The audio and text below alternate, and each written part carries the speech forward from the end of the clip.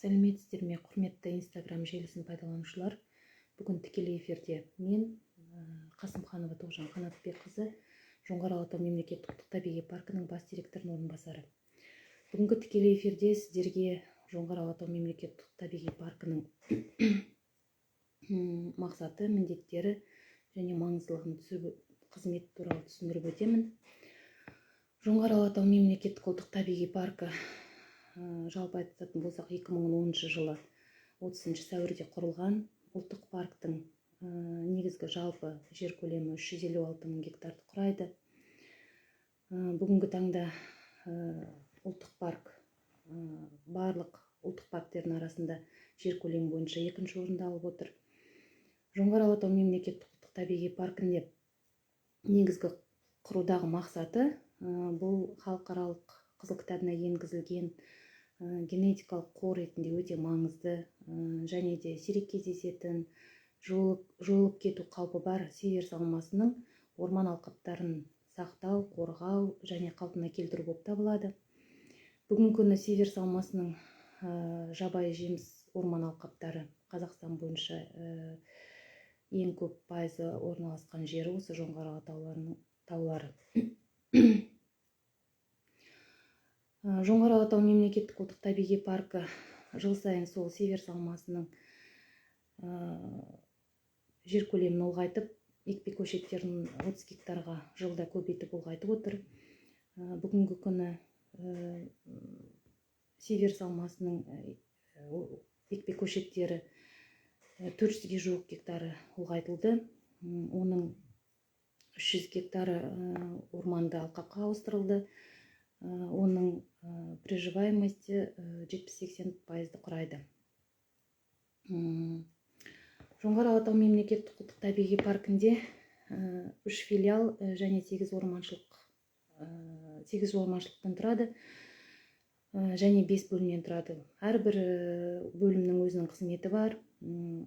Енді ұлттық паркте біздің ұлттық парк биоалуантүрлікпен ерекшеленеді. Біздің ұлттық паркте сүтқоректілердің 49 түрі, құстардың 170 түрі, сирек кездесетін түрлері де бар. Оның ішінде қар барысы, Түркістан сілеусіні сияқты Қызыл кітапқа енген жабайы жануарлар да бар, құстар да бар, орақ тұмсық, қара дегелек, бүркіт сияқты Қызыл кітапқа енген сирек кездесетін құстар да мекендейді.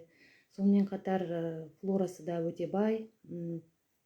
Бүгінгі күнге дейін 800-ден астам түрін біз анықтадық.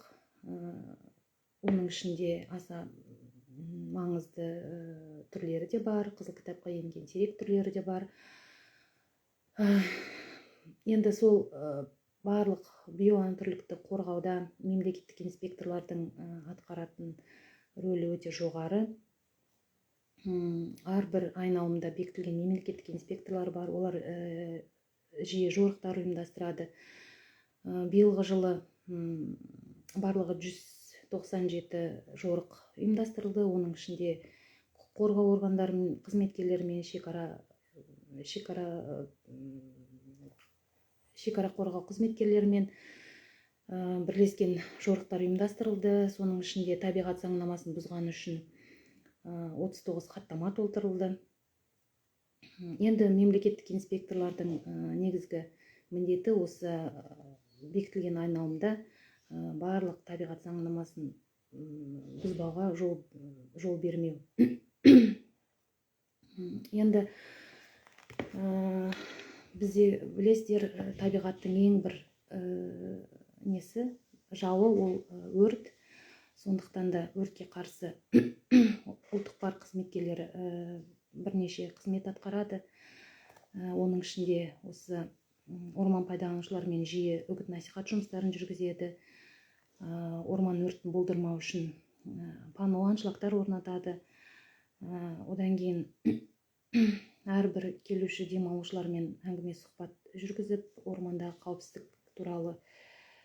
қауіпсіздікті сақтау туралы үнпарақтар, инструкциялар таратылады. Енді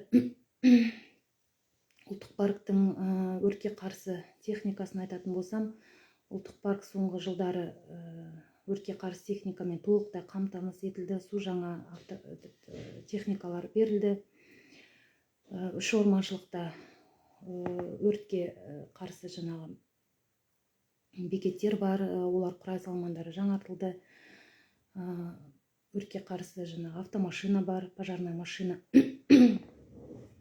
Енді соның аса бір өрт қаупі бар маусым басталғаннан бастап жаңағы барлық нелер ұйымдастырылады, жаңа кезекшілік ұйымдастырылады. Осы бір аса бір дайындықтың арқасында соңғы 5 жылда орман өрті Жоңғар Алатау мемлекеттік табиғи паркінде тіркелген жоқ.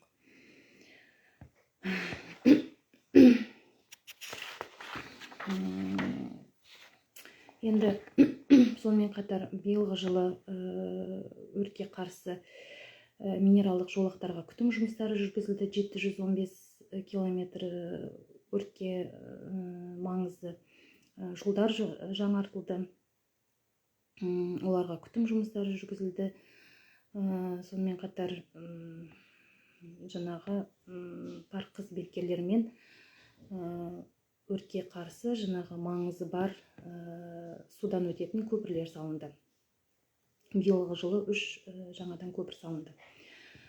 Енді орманды күзетуде әрбір шатқалдарда бізде жаңағы орман шүйілері бар, кордондар. Енді орман алмастыру кәсіпорын бекіткен жоспар бойынша 30 кордон болу керек. Қазіргі таңда 15-16 кордон бар. Енді жылда басқару жоспарына сәйкес біз орман шүйілерді салуға тырысып жатырмыз. Қазірдің өзінде 2021-2023 жылдар аралығында 4 жаңадан кордон салынды. Қазірде 2 кордонның құрылысы жүргізілуде. Сонымен қатар білесіздер, біздің жаңағы ұлттық парктің көлемі өте үлкен. Барлық жаңағы оларда мекендейтін жабайы аңдарға, құстарға біз санақ жұмыстарын жүргіземіз. Мемлекеттік инспекторлармен, жаңағы аңшылықтан биолог мамандармен санақ жұмыстары жүргізіледі. Күзгі, қысқы және көктемгі санақ жұмыстары жүргізіледі. Осы санақ жұмыстарын жүргізу барысында тұрақты динамикасын байқайтын болсақ, қазір жабайы жануарлардың саны тұрақты түрде мекендейді. Яғни ол дегеніміз браконьерство жоқ деген сөз, яғни табиғатымыз қорғалып жатыр деген сөз. Мемлекеттік инспектордың осы жерде атқаратын қызметінің орындалып жатқаны көрсеткіші. Енді жаңағы оларға біз қысқа мерзімде қысқа дайындығы жүргіземіз. Тұзжалақтар салынады, науалар жаңартылады. Сонымен қатар оларға шөп дайындалады қысқа мерзімге. Соңғы жылдары енді техниканың дамуына орай бізде фототұзақтар көптеген көрсеткіштер беріп отыр. Фототұзақтардың көмегімен қазір қызыл кітапқа енген сирек кездесетін жануарлар да жиі түсіп жатады. Оны біз жаңағы Instagram желісіне жиі салып отырамыз. Қазір енді қар барысы түскен видеоларымыз да бар. Тянь-шань қоңыраюы, содан кейін сонымен қатар жаңа марал, елік, жабайы шошқа деген сияқты қасқыр, сондайлар жиі түсіп тұрады фототұзақтарға. Енді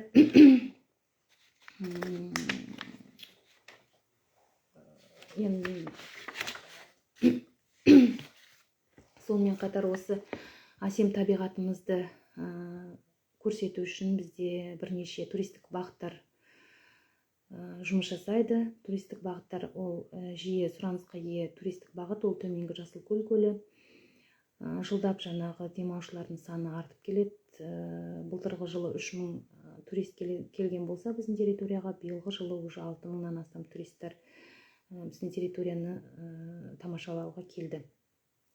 Енді оларға барынша жағдай жасауға тырысып жатырмыз. Благоустройство қолайлы жағдай жасау үшін жылда біз жаңағы бағыт көрсеткіштерін, беседкалар орнатамыз.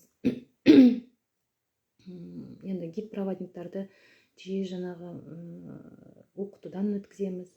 Осындай жаңағы туризмді дамыту бойынша жұмыстар атқарылып жатыр.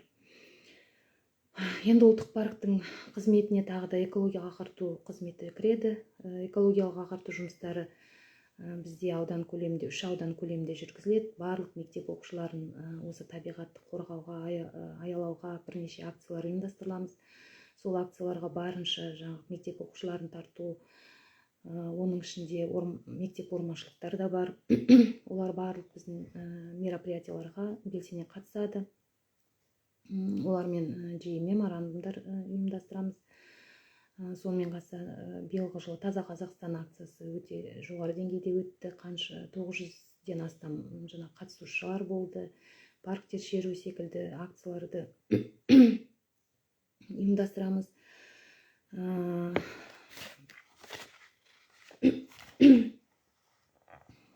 Акция барысында, парктер шеру барысында құстар күні, жер күні, бұлақ көрсең көзін аш, күн күні сияқты бірнеше экологиялық сабақтар, форумдар ұйымдастырылады.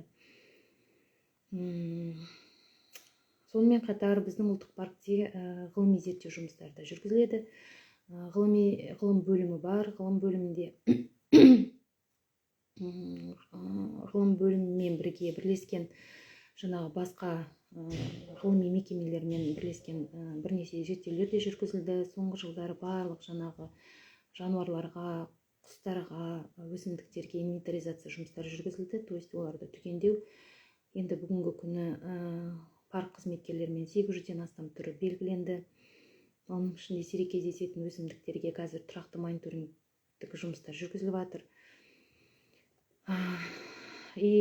Осы қазір 21-25 жылдарға арналған ғылыми зерттеу жұмыстары бар. Олар 5 тақырып алынған. Оның ішінде барлығы актуальны. Біреуі жәндіктер түгендеу жұмыстары болса, біреуі өсімдіктер түгендеу жұмыстары және Тянь-Шань қоңыр аюының саны және мекендейтін орындарын анықтау бойынша ғылыми зерттеу жұмыстары жүргізіліп жатыр. 10 жылдық былтыр біздің ұлттық паркке 10 жыл, келесі жылы 15 жыл толады. Ұлттық парктың 10 жылдығында жаңағы еңбек жарияланымдары шықты. Ұлттық парктың ғылыми еңбек жарияланымдары. Енді келесі 15 жылдыққа орай барлық жаңағы түгендеу жұмыстарының қорытындысы ретінде құстардың, өсімдіктердің және жануарлардың тізімдерімен баспаға кітаптар дайындалуда. Сонымен қатар бізде фестивальді өткізіледі. Осы 2018 жылдан бері Сиверс алмасының фестивалі өткізіліп отыр. Жылда енді келесі жылы ұлттық паркке 15 жыл толуына орай Сиверс алмасы экологиялық жағдайы, қазіргі жағдайы және оның зерттеудегі маңыздылығы атты ғылыми конференция ұйымдастыруды жоспарлап отырмыз. Осындай біздің жаңағы еңбек жұмысымызбен қысқаша сіздер таныстырдым. Сұрақтарыңыз болса қойып отырсаңыздар болады.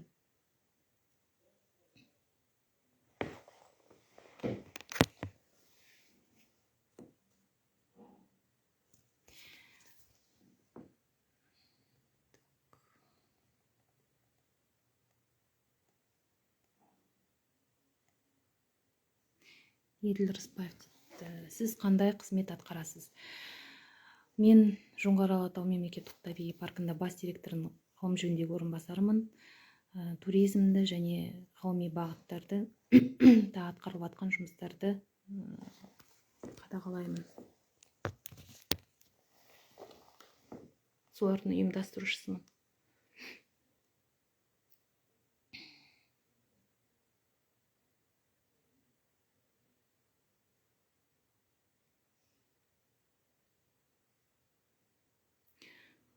Сұрақтарыңыз болмаса, келесі тікелей эфирге шейін сау болыңыздар. Сәттілік.